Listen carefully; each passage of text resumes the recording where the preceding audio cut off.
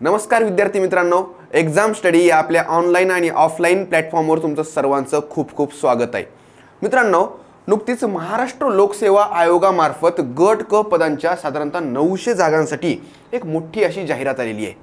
यामध्ये मित्रांनो मुख्यतः 5 पदांसाठीची ही जाहिरात असणार आहे, पण त्यामध्ये आपण या व्हिडिओमध्ये विशेषतः फक्त एका पदाबद्दल या ठिकाणी चर्चा करणार आहोत। त्या पदासाठी जी काही पात्रता आहे, त्या पदासाठीची जी काही वयोमर्यादा आहे आणि इतर बऱ्याचशा गोष्टी ज्या काही आहेत तर त्या पदाविषयी आपण जाणून घेणार आहोत। मित्रांनो, तर महाराष्ट्र गट क सेवा संयुक्त पूर्व परीक्षा 2021 साठीची ही जाहिरात आहे। तुम्हाला तर माहित आहे एमपीएससी मार्फत म्हणजे महाराष्ट्र लोकसेवा आयोगामार्फत गट ब पदांसाठी देखील याच पद्धतीने एक संयुक्त पूर्व परीक्षा आयोजित केली जाते, ज्यामधून पीएसआय, एसटीआय आणि एसओ या 3 पदांसाठीची पूर्व परीक्षा ती एकत्रितपणे घेतली जाते आणि त्यांची मुख्य परीक्षा पुन्हा सेपरेट होते। त्याच पद्धतीने मित्रांनो या वर्षीपासून म्हणजे खरं तर मागच्या वर्षी 3 पदांसाठीच गट क ची देखील जाहिरात असायची, पण या वर्षी काय केलेलं त्यांनी तर 2 पद त्यामध्ये अतिरिक्त त्यांनी ॲड केलेली आहेत। म्हणजे एकंदर महाराष्ट्र गट क सेवा जी काही संयुक्त पूर्व परीक्षा असणार आहे तर ती एकूण 5 पदांसाठी असणार आहे। साहजिकच पूर्व परीक्षा जरी एकच असली तरी या प्रत्येक पदासाठीची मुख्य परीक्षा मात्र वेगवेगळी असणार आहे। त्यांच्या सिलेबसमध्ये देखील काही प्रमाणामध्ये तफावत असणार आहे आणि त्यांच्या डेट्स देखील वेगवेगळ्या येतात आणि बऱ्यापैकी या पदांसाठी ज्या पात्रताच्या अटी येतात तर त्या देखील त्याच्यामध्ये आपल्याला व्हेरिएशन दिसतं। ठीक आहे, उदाहरणार्थ लिपिक टंकलेखक पदासाठी तुम्हाला टायपिंग आवश्यक आहे, तर त्याच ठिकाणी जे काही दुय्यम निरीक्षक पद आहे त्या उत्पादन शुल्क मधलं, एक्साइज मधलं, तर त्या ठिकाणी आपल्याला उंची किंवा जे काही वजन आहे हे क्रायटेरिया त्या ठिकाणी पूर्ण करावे लागतात। मित्रांनो, ही जी परीक्षा आहे तर ही रविवार दिनांक 3 एप्रिल 2022 रोजी घेण्यात येणार आहे। कधी बरं? रविवार दिनांक 3 एप्रिल 2022, म्हणजे साधारणतः आपल्याकडे एक 90 ते 100 दिवसाचा सफिशियंट असा कालावधी आहे। महाराष्ट्रातल्या 37 जिल्हा केंद्रावर घेण्यात येणार आहे। मित्रांनो, यामध्ये आपल्याला ज्या पोस्ट बद्दल चर्चा करायची ती पोस्ट आहे मित्रांनो उद्योग निरीक्षक। कोणत्या विभागाअंतर्गत हे पद येतं तर उद्योग, ऊर्जा व कामगार विभागाअंतर्गत हे पद येतं आणि 900 जागांपैकी या पदासाठी एकूण 103 जागा त्यांनी त्या ठिकाणी दिलेल्या आहेत। ह्याचा अर्थ 103च जागा राहणार आहेत का? नाही, जाहिरातीमध्ये स्पष्ट सांगितलेलं आहे की यामध्ये आणखी काही जागा वाढण्याची शक्यता आहे आणि ज्या वेळेस कधी या जागा वाढतील तेव्हा त्या जागा या ठिकाणी त्या जाहिरातीमध्ये ॲड केल्या जातील आणि त्यानुसार त्या ठिकाणी तो रिझल्ट लावला जाणार आहे। त्यामुळे कृपया या ठिकाणी एखाद्या कास्टसाठी जर जागा दिसत नसतील तर फॉर्म भरायचा नाही असा विचार करू नका, कारण भविष्यामध्ये जागा वाढल्या आणि त्या कास्टसाठी जर जागा सुटल्या तर मग मात्र तुमची पंचायत होऊ शकते आणि त्या ठिकाणी आयोगाने स्पष्ट सांगितलेलं आहे जाहिरातीमध्ये की त्या ठिकाणी या पद्धतीचे आक्षेप कोणत्याही प्रकारे विचारात घेतल्या जाणार नाहीत। तर या ठिकाणी आपण थोडंसं जागांचं डिस्ट्रीब्युशन बघूया मित्रांनो। एकूण जागा आहेत 103।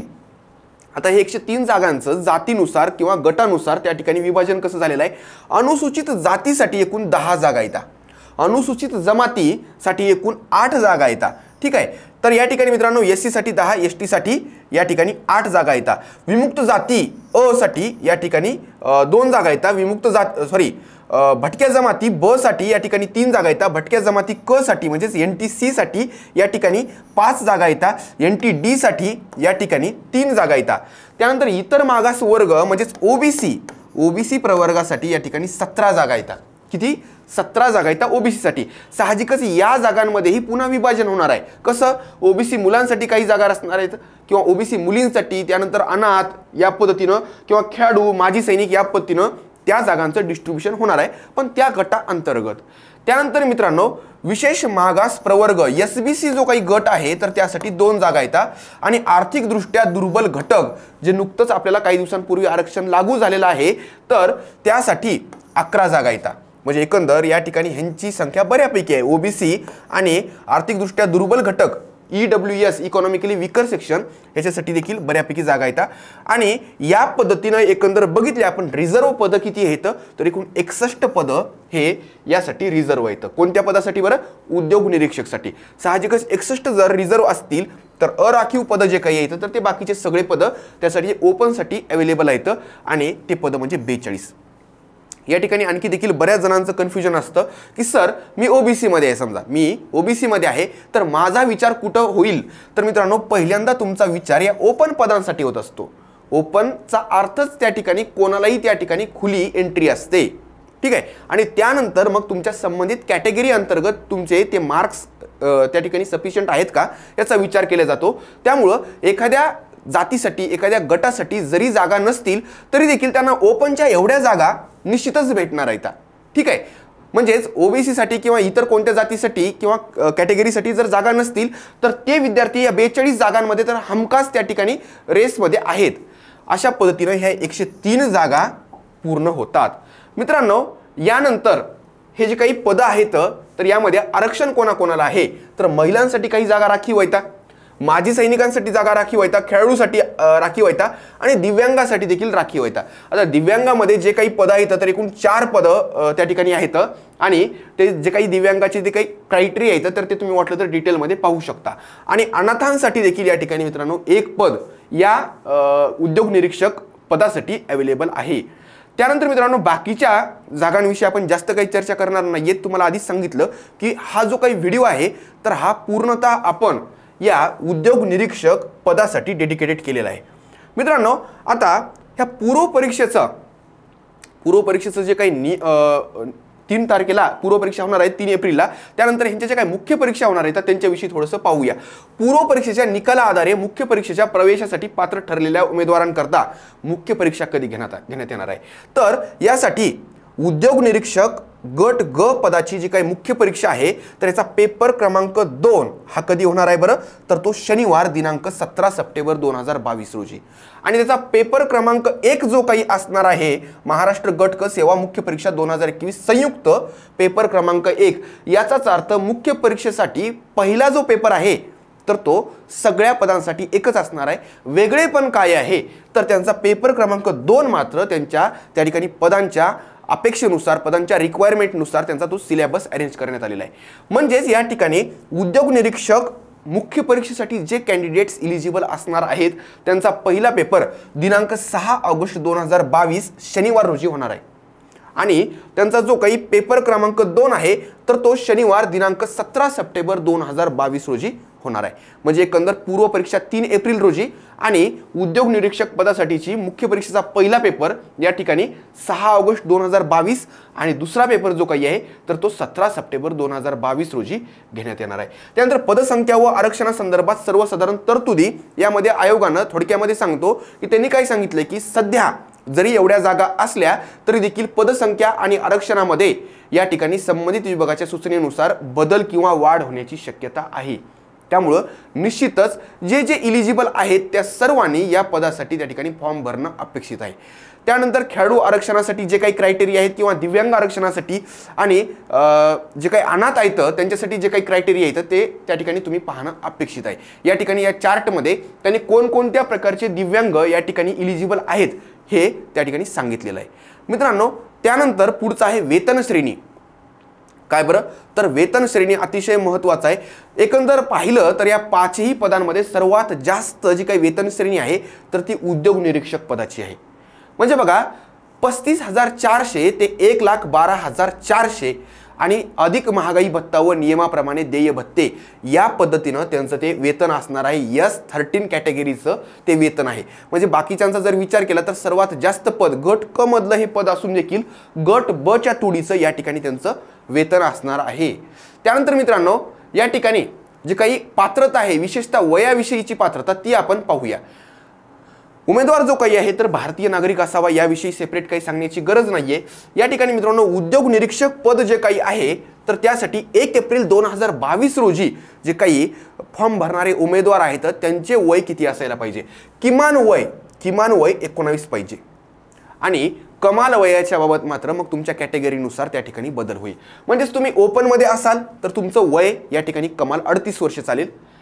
त्यानंतर तुम्ही ओबीसी किंवा अनाथ किंवा EWS इत्यादी कॅटेगरीमध्ये असाल SC ST OBC तर तुम्हाला त्या ठिकाणी 43 वर्ष वयापर्यंत हा फॉर्म भरता येणार आहे. आणि पुढचं म्हणजे दिव्यांग उमेदवारांच्या बाबत 45 वर्षापर्यंत या ठिकाणी त्यांनी वयामध्ये शिथिलता दिलेली आहे. म्हणजेच कास्टपेक्षा देखील 2 वर्ष या ठिकाणी दिव्यांग उमेदवारांना काय आहेत बरं तर जास्त दिलेले आहेत. त्यानंतर मित्रांनो शैक्षणिक अर्हता सगळ्यात महत्त्वाचं विद्यार्थी मित्रांची सगळ्यात मोठी शंका म्हणजे याबद्दलच आहे की उद्योग निरीक्षक पदासाठी नेमके कोणते उमेदवार कोणते डिग्री होल्डर हे या ठिकाणी काय आहेत बरं तर इलिजिबल आहेत. तर ते बघूया आपण. मित्रांनो शैक्षणिक अर्हता उद्योग निरीक्षक गट क जर वगळलं तर बाकी सगळे म्हणजे हे उद्योग निरीक्षक पदासाठीच विशेष अर्हता आहे आणि आता बाकी सगळ्यांना डिग्री चालते. उद्योग निरीक्षक पदासाठी काय चालतं तर मित्रांनो तुमची इंजिनिअरिंगची डिग्री चालते. इंजिनिअरिंगची डिग्री चालते पण कोणते इंजिनिअरिंग नाही चालणार सिव्हिल इंजिनिअरिंग ठीक आहे स्थापत्य अभियांत्रिकी तसेच स्थापत्य अभियांत्रिकीमधील विशेष विषयांच्या गटांशी संलग्न असलेल्या वास्तुविद्या म्हणजेच आर्किटेक्चर त्यानंतर नगररचना म्हणजेच टाउन प्लॅनिंग वगैरे या संबंधित जे काही इंजिनिअरिंगच्या ब्रँचेस आहेत तर ते विद्यार्थी या ठिकाणी अलाउड नाही आहेत. ठीक आहे. आणि दुसरं म्हणजे ज्यांची इंजिनिअरिंग नाही झाली पण ज्यांचं सायन्स फील्डमधून त्या ठिकाणी ग्रॅज्युएशन आहे ते विद्यार्थी देखील या ठिकाणी फॉर्म भरू शकतात. तिथं स्पष्ट म्हटलेलं आहे विज्ञान शाखेतील सांविधिक विद्यापीठाची पदवी असेल तरी देखील तुम्ही त्या ठिकाणी फॉर्म भरू शकता. फायनल इयरचे विद्यार्थी त्या ठिकाणी प्रीचा फॉर्म भरू शकतात पण मेन्सचा फॉर्म भरताना त्या ठिकाणी त्यांच्या हातामध्ये त्या ठिकाणी डिग्री असणं आवश्यक आहे. मराठी भाषेचे ज्ञान आवश्यक आहे. मराठी भाषेचं ज्ञान बहुतांशी तुमच्या सगळ्यांकडे असणारच आहे. 10वीला तुम्हाला जर मराठी विषय असेल 12वीला जर तुम्हाला मराठी विषय असेल तर त्या ठिकाणी मराठी भाषेचं तुम्हाला ज्ञान आहे असं समजलं जातं. आणि जर एखाद्याकडे समजा मराठी हा विषयच त्यांच्या शालेय जीवनामध्ये जर नसेल तर त्या ठिकाणी संबंधित विद्यापीठामध्ये त्यांचं जे काही डिपार्टमेंट असतं मराठी लँग्वेजचं तर तिथून जर तुम्ही व्यवस्थित लिहून घेतलं की मला मराठी लिहिता बोलता आणि वाचता येते तरी देखील ते जे काही सर्टिफिकेट आहे तर ते त्या ठिकाणी गृहीत धरल्या जातं तुम्हाला मराठी भाषेचं ज्ञान आहे या संबंधात. ठीक आहे. बाकी मग कर सहाय्यक वगैरेसाठी म्हणजे टॅक्स असिस्टंट्स पदासाठी वगैरे टायपिंग जे काही आवश्यक आहे तर ते तुम्ही पाहू शकता. यानंतर मित्रांनो जे काही दुय्यम निरीक्षक पद आहे त्यासाठी शारीरिक अर्हता देखील आहे शारीरिक मोजमापे देखील आहेत. तर इथं उद्योग निरीक्षकासाठी या पद्धतीनं कोणतेही शारीरिक अर्हता किंवा मोजमापे आपल्याला पूर्ण करायचे नाही आहेत. त्यानंतर मित्रांनो पुढचं एक महत्त्वाचं 6 संधी आहेत. प्रत्येक उमेदवाराला 6 संधी येतात. तर या ठिकाणी मग ओपनचे उमेदवार असतील तर 6 आणि त्यानंतर इतर जे काही आहेत म्हणजेच काय तर SC ST यांना मात्र कमाल संधींची मर्यादा नाही आहे. त्यांनी कितीही वेळेस परीक्षा देऊ शकतात. आणि जे काही उर्वरित मागास प्रवर्गातील उमेदवार आहेत म्हणजे OBC तर त्यांना मात्र या ठिकाणी 9 संधी असणार आहेत. प्रत्येक पदासाठी संधी या सेपरेट गणल्या जाणार आहेत. पण त्या ठिकाणी तुम्ही प्रीचा फॉर्म भरलेला आहे प्री परीक्षाच नाही दिली तर ती तुमची संधी वाया गेलेली आहे असं समजण्यात येणार आहे. उमेदवाराने पूर्व परीक्षेत भाग घेतल्यास ही संबंधित स्पर्धा परीक्षेची संधी समजली जाईल. त्यानंतर मित्रांनो पुढचं आहे परीक्षेचे टप्पे. आता ह्याच्यात सगळ्यात महत्त्वाचं ह्यांची पूर्व परीक्षा किती मार्कांची असणार आहे तर पूर्व परीक्षा असणार आहे 100 गुणांची. पूर्व परीक्षा किती 100 गुणांची असणार आहे. मुख्य परीक्षा 200 गुणांची असणार आहे आणि मुख्य परीक्षेचे 2 पेपर असणार आहेत. पहिला पेपर आपण बघितलं तो सगळ्यांसाठी कॉमन असणार आहे आणि दुसरा पेपर जो काही आहे तर उद्योग निरीक्षक पदाचा हा 17 सप्टेंबर 2022 रोजी होणार आहे. ठीक आहे. तर पूर्व परीक्षा जी काही आहे तर 100 मार्कांची आणि मुख्य परीक्षा ही 200 मार्कांची असणार आहे. त्यानंतर मित्रांनो मुख्य परीक्षेस प्रवेश तर या ठिकाणी जे काही उमेदवार प्री पास झालेले आहेत तर त्यांना साहजिकच मुख्य परीक्षा देता येणार आहे. त्यासाठी जे काही आवश्यक कागदपत्र आहेत तर त्यांना ते अपलोड करावे लागणार आहेत. त्या ठिकाणी आणखी एक नवीन सुविधा आयोगामार्फत दिलेली आहे ती म्हणजे भरती प्रक्रियेतून बाहेर पडणे. कधी कधी काय होतं तर एखाद्या विद्यार्थ्याचं सिलेक्शन 3-4 पोस्टसाठी होतं आणि मग ते पोस्ट अडवल्या जातात किंवा काही पोस्ट वाया जातात कारण शेवटी तो एकाच पदासाठी किंवा एकच पद जॉईन करणार असतो. बाकीचे पदं वाया जातात आणि याचसाठी मित्रांनो आयोगानं ऑप्टिंग आउट म्हणजेच भरती प्रक्रियेतून बाहेर पडणे हा एक पर्याय दिलेला आहे. निश्चितच ह्याचा फायदा कट ऑफ खाली येण्यामध्ये किंवा जागा ज्या पूर्वी वाया जात होत्या तर त्या प्रकारच्या घटना यापुढे होणार नाही आहेत. ठीक आहे. त्यानंतर मित्रांनो पुढचं जे काही आहे तर इथं सगळ्यात महत्त्वाचं की अर्ज फक्त आयोगाच्या ऑनलाईन अर्ज प्रणालीद्वारे स्वीकारण्यात येईल. सगळ्यात महत्त्वाचं. ठीक आहे. आणि जी काही संकेतस्थळ आहे वेबसाईट आहे आयोगाची ती आहे https://mpsconline.gov.in या संकेतस्थळावर जाऊन त्या ठिकाणी तुम्ही अर्ज भरणं अपेक्षित आहे. अर्ज सादर करण्याचा कालावधी काय आहे हे पुन्हा एकदा ऐका. 22 डिसेंबर 2021 2021 दुपारी 2 वाजल्यापासून तुम्ही अर्ज भरू शकणार आहात. म्हणजेच आजपासून दुपारी 2 पासून ते 11 जानेवारी 2022 पर्यंत रात्री साधारणतः 11:59 पर्यंत तुम्ही हे अर्ज भरू शकता. फी जी काही आहे तर अमागास वर्गासाठी म्हणजेच ओपनसाठी 394 आणि मागासवर्गीय किंवा EWS किंवा अनाथांसाठी ही 294 रुपये फी असणार आहे. परीक्षा शुल्क नॉन रिफंडेबल असणार आहे. तुम्ही असं म्हणू शकत नाहीत की सर मी फॉर्म भरलेला आहे पण मला आता परीक्षा नाही द्यायची, माझी फी मला परत करा, असं शक्य नाहीये. ठीक आहे. बाकी कोणत्याही अडचणी आली तरी तुम्हाला फी वापस भेटणार नाही. त्यानंतर बाकीचे जे काही आहेत तर जिल्हा केंद्र निवड, तर ते तुम्ही तुमच्या सोयीनुसार त्या ठिकाणी जिल्हा केंद्र निवडू शकता. तर मित्रांनो, पुढचा महत्त्वाचा घटक या ठिकाणी आपण एक्झाम स्टडी अंतर्गत नेमकं काय करतोय, एक्झाम स्टडी अंतर्गत नेमकी काय सुविधा देतोय हे सगळ्यात महत्त्वाचं आहे. तर मित्रांनो, एक्झाम स्टडी मार्फत आपण या पदासाठी म्हणजेच उद्योग निरीक्षक पदाच्या पूर्व परीक्षेसाठी आणि मुख्य परीक्षेसाठी देखील या ठिकाणी बॅच अवेलेबल केलेले आहेत. बॅच ज्या काही असणार आहेत त्यांच्याविषयी काही महत्त्वाच्या गोष्टी तुम्हाला सांगू इच्छितो. तर मित्रांनो, बॅच जी काही असेल आपली तर ऑनलाईन स्वरूपाची असेल. कशी बरं? ऑनलाईन स्वरूपाची असेल. ठीक आहे मित्रांनो, या ठिकाणी पूर्व परीक्षेसाठीची जी काही बॅच असेल ज्यामध्ये सगळे विषय कव्हर केल्या जाणार आहेत, तर ही बॅच रेकॉर्डेड प्लस लाईव्ह स्वरूपाची असणार आहे. ठीक आहे. आता यामध्ये जे काही विषय आहेत तर ते सगळे विषय या ठिकाणी आपण रेकॉर्डेड फॉर्मॅटमध्ये तर तुम्हाला त्याचे लेक्चर्स अवेलेबल करणार आहोतच, पण तुमच्या ज्या काही शंका वगैरे येतात तर त्यासाठी आपण लाईव्ह लेक्चर्स देखील त्या ठिकाणी टाकणार आहोत. मित्रांनो, जे काही क्रायटेरिया आहे किंवा एज क्रायटेरिया आहे किंवा एज्युकेशनल क्रायटेरिया ते तर तुम्हाला सांगितलेलंच आहे. यानंतर मित्रांनो, ह्या बॅचची जी काही फी असणार आहे हे सगळ्यात महत्त्वाचं. याची फी मित्रांनो अतिशय कमी आपण ठेवलेली आहे. 1999 रुपये या ठिकाणी ह्याची फी असेल. पण त्यातही पुन्हा पहिले जे काही 200 विद्यार्थी आहेत, 200 विद्यार्थी मित्रांनो त्यांना फक्त आपण 999 रुपये फी ठेवलेली आहे. किती बरं? 999 रुपये फी ठेवलेली आहे. ठीक आहे. तर मित्रांनो, या ठिकाणी जे काही इलिजिबल विद्यार्थी आहेत, विशेषतः इंजिनिअरिंग बॅकग्राऊंडचे जे उद्योग निरीक्षक पदासाठी तयारी करू इच्छितात, त्यांनी पूर्व परीक्षा आणि मुख्य परीक्षा ह्याची बिलकुल चिंता करू नये. यासाठी फक्त ही बॅच जी काही आहे तर ही सध्या पूर्व परीक्षेसाठी बॅच असणार आहे. मुख्य परीक्षेसाठी जी काही बॅच असणार आहे तर तिचं सेपरेट अनाउन्समेंट करण्यात येणार आहे. त्याचं कारण सगळे विद्यार्थी या ठिकाणी मुख्य परीक्षेला पात्र असणार नाहीयेत. रिझल्ट लागल्यानंतर मुख्य परीक्षेची बॅच अनाउन्स केली जाईल, त्याची फी त्यावेळेस सांगितली जाईल. ही जी काही बॅच आहे तर ही फक्त पूर्व परीक्षेची बॅच असणार आहे, ज्याची फी किती असणार आहे बरं? 999 रुपये पहिल्या 200 विद्यार्थ्यांसाठी आणि त्यानंतर जे काही ॲडमिशन घेतील तर 1999 रुपये फी असेल. बॅच कशावर असणार आहे अवेलेबल? तर एक्झाम स्टडी हे जे काही आपलं ॲप्लिकेशन आहे जे मोफत आहे प्ले स्टोअरला. ठीक आहे.